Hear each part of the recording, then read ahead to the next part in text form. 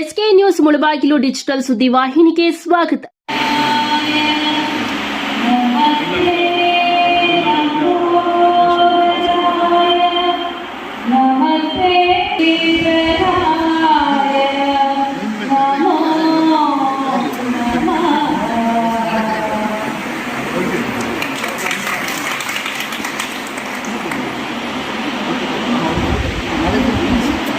ಮತ್ತೆ ಈ ಕಾರ್ಯಕ್ರಮ ವಿಜಯ ಕರ್ನಾಟಕ ಕನ್ನಡದ ವತಿಯಿಂದ ವಿಜಯ ಕರ್ನಾಟಕ ಕರ್ನಾಟಕವಾದ ನಮ್ಮ ಮುಳಬಾಗಿಲಿನಲ್ಲಿ ತುಂಬ ಅದ್ಭುತವಾಗಿ ನಡೀಬೇಕೆಂದರೆ ನಮ್ಮ ಸ್ಥಳೀಕರು ಕೂಡ ಬಹಳ ಮುಖ್ಯ. ಅದರಲ್ಲಿ ವಿಜಯ ಕರ್ನಾಟಕ ದಿನಪತ್ರಿಕೆಯ ಪ್ರಕಾಶ್ ಅವರಿಗೆ ಜೋರಾದ ಚಪ್ಪಾಳೆ ಬರಲಿ. ಎಲ್ಲ ಮಹಿಳೆಯರು ಜೋರಾದ ಚಪ್ಪಾಳೆ ಕೊಡೋಣ.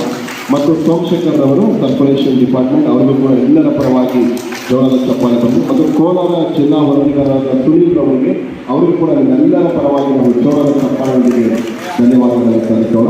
ಇದೀಗ ಮೊದಲಿಗೆ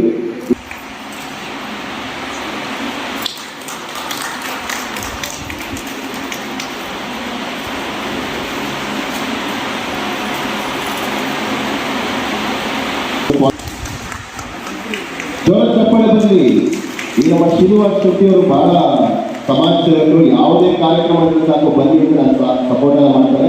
ಕೇಳಿ ಬಹಳ ಖುಷಿ ಆಯಿತು. ಸರ್ಕಾರಿ ಪದವಿ ಕಾಲೇಜು ಪ್ರೊಫೆಸರ್ ವಸುಂಧರಾ ಅವರಿಗೆ ಜೋರಾದ ಚಪ್ಪಾಳೆಯಲ್ಲಿ ನಾವು ಸ್ವಾಗತವನ್ನು ಕೊಡೋಣ. ಅಮೃತ ಮೇಡಮ್ ಅವರು ಅವರಿಗೂ ಕೂಡ ಸ್ವಾಗತವನ್ನು ಕೊಡ್ತೀವಿ. ಭಾರತಿ ಭಾಗವನ್ನು ಆರಂಭಿಸಿದ್ದಾರೆ ಕುಪ್ಪಳದ ಸಿರಿಯೋ ಅವರಿಗೂ ಕೂಡ ಎಲ್ಲರ ಪರವಾಗಿ ಜೋರಾದ ಚಪ್ಪಾಳೆ ಬರಲಿ. ಎಲ್ಲ ಮಹಿಳೆಯರು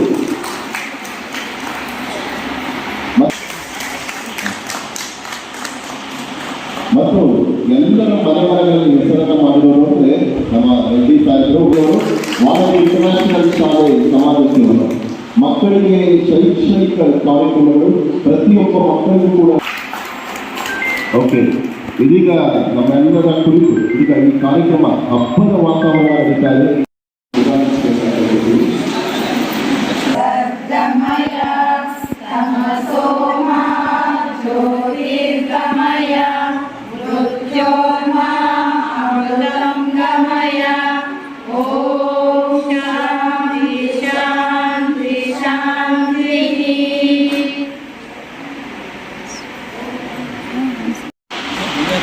ಎಲ್ಲರಿಗೂ ನಮಸ್ಕಾರ.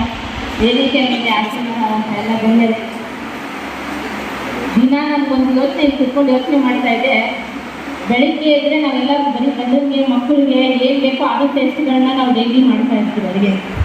ಇವತ್ತು ನಮ್ಮ ಇಷ್ಟಪಟ್ಟಂಗೆ ನಮ್ಗೆ ಏನು ಪರ್ಫೆಕ್ಟಾಗಿ ಬರುತ್ತೋ ಆ ಒಂದು ಅಡುಗೆನ ನಾವು ಇವತ್ತು ಮಾಡೋ ಸ್ವಾತಂತ್ರ್ಯ ನಮಗೆ ಸಿಕ್ಕಿದೆ.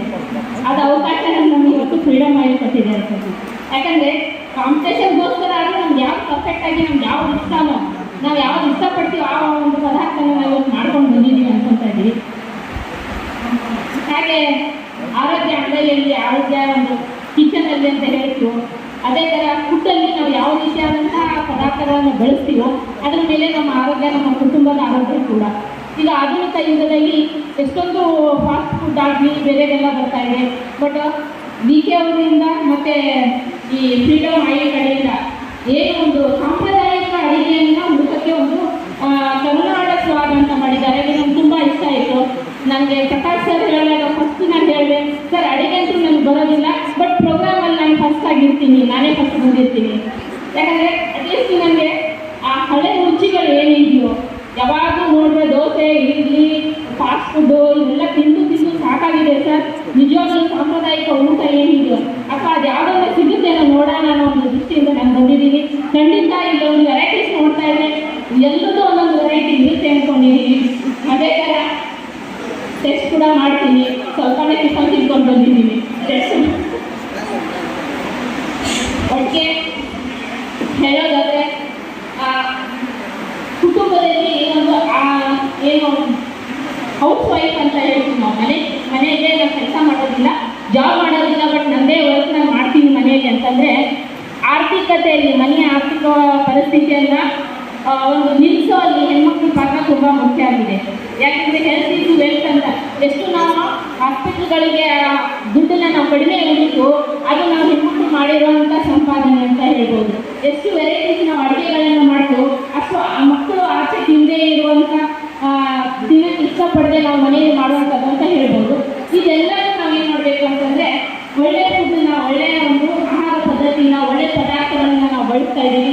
ಇವಾಗ ನೋಡಿದ್ರೆ ಫ್ರೀಡಮ್ ಆಗಿ ಇಷ್ಟೊಂದು ಚೆನ್ನಾಗಿ ನಮಗೆ ಒಂದು ಬೆನಿಫಿಟ್ ಹೇಳ್ತಿದ್ದಾರೆ. ಸರ್ ಹೇಳಿದ್ರು ADE ಅಂತ, ಇಲ್ಲಿ ಅಡ್ವರ್ಟೈಸ್ಮೆಂಟಲ್ಲಿ ಕೂಡ ಕೊಟ್ಟಿದ್ದಾರೆ ADE ಅಲ್ವಾ. ಇಷ್ಟೆಲ್ಲ ಬೆನಿಫಿಟ್ ಇದ್ದಾಗ ನಾವು ಇಂಥ ಸಮಾರಂಭಗಳಲ್ಲಿ ಭಾಗವಹಿಸಿದಾಗೆ ನಮಗೆ ಅದ್ರ ಗುಣಮಟ್ಟ ಏನು ಅಥವಾ ಬೇರೆ ಒಂದು ವಸ್ತುಗಳ ಪರಿಚಯ ಕೂಡ ನಮಗಾಗುತ್ತೆ. ಇಷ್ಟೆಲ್ಲ ನಾವು ಕೂಡ ಈ ಮನೆಯಲ್ಲಿ ಬೇರೆ ಆಯಿಲ್ ಏನಿಲ್ದಿರ ಇದನ್ನ ಫ್ರೈ ಮಾಡ್ತೀವಿ. ಇದು ಏನಿದೆಯೋ ಇದ್ರದ್ದು ನಮಗೆ ಬೆನಿಫಿಟ್ಸ್ ಯಾಕೆ ಸಿಗುತ್ತೆ ಅಂತ ನೋಡ್ತೀವಿ. ಅದೇ ಥರ ಇಲ್ಲಿ ನೋಡಿದಂಥ ಆಹಾರ ಪದಾರ್ಥಗಳನ್ನ ನಾನು ಮನೆಯಲ್ಲಿ ಮಾಡೋಕ್ಕೆ ಕಲಿತೀನಿ ಅಂತ ಹೇಳ್ತಾ ನನ್ನ 2 ಮಾತು ಮುಗಿಸ್ತೀನಿ.